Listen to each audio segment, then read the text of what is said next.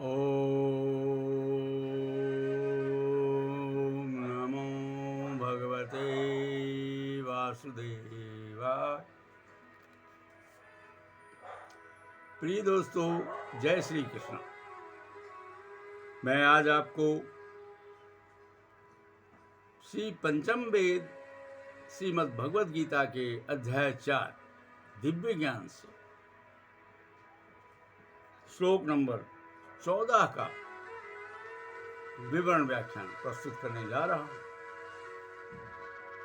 दोस्तों, भगवान श्री कृष्ण कुरुक्षेत्र की पवित्र भूमि से श्री अर्जुन को उपदेश दे रहे हैं, जो उपदेश इस मानव जाति के लिए, पूरे ब्रह्मांड के लिए, प्रत्येक जीव के लिए अमृत तुल्य है। आइए दोस्तों, इस सनातन धर्म, वैदिक धर्म और भगवान श्री कृष्ण द्वारा रचित इस समूल अमृत तुल्य व्याख्यान का स्वागत करें, इसे ग्रहण करें, अपने मन में बिठाएं। प्रभु ने बताया कि हे अर्जुन, 4 वर्ण होते हुए जिनका मैं खुद स्रष्टा हूं, फिर भी मैं इनसे परे हूं, अकर्ता हूं। दोस्तों, इसी संदर्भ में श्लोक नंबर 14, न मां कर्माणि लिम्पन्ति न मे करं परेशप्रः इति मां वो अभिजानाति करं विर्णं स बध्यते। हे अर्जुन, मुझ पर किसी कर्म का प्रभाव नहीं, न ही मैं कर्म फल का इच्छुक हूं। जो मेरे संबंध में इस सत्य को जानता है, वह भी कर्मों के फल के पास से नहीं बनता। कर्म फल की रस्सियां बहुत मजबूत होती हैं, वह मनुष्य को कृष्ण भावना अमृत तक नहीं पहुंचने देती।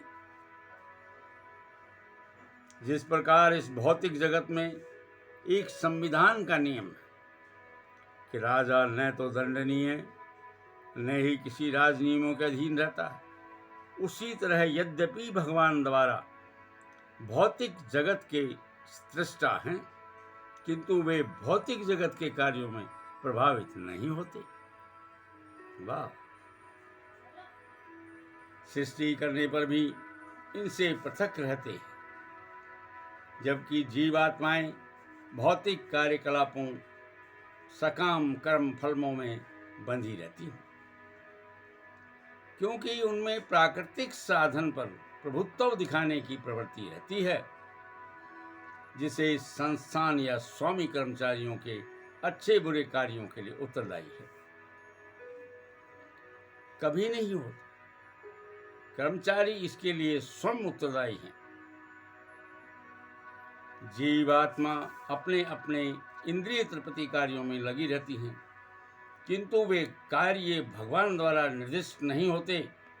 इंद्रिय तृप्ति की उत्तरोत्तर उन्नति के लिए जीवात्माएं इस संसार के कर्म में प्रस्तुत हैं और मृत्यु के बाद स्वर्ग मुक्ति की कामना करती रहती। सौम्य में प्रपूर्ण होने के कारण भगवान को तथाकथित स्वर्ग सुख का कोई आकर्षण नहीं। स्वर्ग के देवता उनके द्वारा नियुक्त सेवक हैं। स्वामी कभी भी कर्मचारियों का या निम्न स्तरीय सुख नहीं चाहता। वह भौतिक क्रिया प्रतिक्रिया से पृथक रहता है।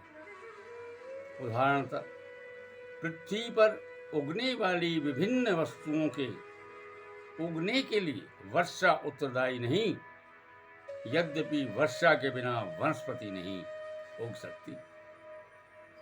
वैदिक स्मृति से इस तथ्य की पुष्टि इस प्रकार होती है। निमित्त मात्रमेवासौ सृजानां सर्ग कर्मणि प्रधान कारणीभूता यतो वै सर्ज कपः। भौतिक दृष्टि के लिए भगवान की परम कारण है, प्रकृति तो केवल निमित्त कारण है जिससे विराट जगत दृष्टिगोचर होता है। प्राणियों को अनेक जातियां होती, देवता, मनुष्य तथा निम्न पशु और सब पर्व स्वभाव शुभ कर्मों के फल भोगने की बाध्य है। भगवान उन्हें ऐसे कर्म करने के लिए केवल समुचित सुधाएं तथा प्रकृति के गुणों के नियम सुलभ कराते हैं, किंतु वे उनके किसी भूत या वर्तमान कर्मों के लिए उत्तरदायी नहीं। वेदांत सूत्र में पुष्टि हुई कि वैश्यमेन घृण्ये न सापेक्षता भवात्। भगवान किसी भी जीत के प्रति पक्षपात नहीं करते। जीवात्मा अपने कर्मों के लिए स्वयं उत्तरदायी है।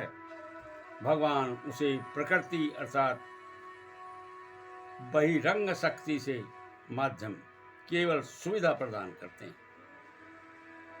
जो व्यक्ति धर्म नियम की सारी बारीकियों से केवल सुविधा प्रदान करते हैं, भली भांति अवगत रहते हैं, वह अपने कर्मों के फल से प्रभावित नहीं होते।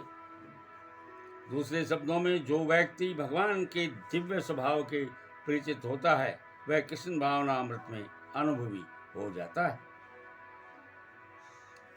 वह कृष्ण भावना अमृत में स्थिर मुक्त जीव है।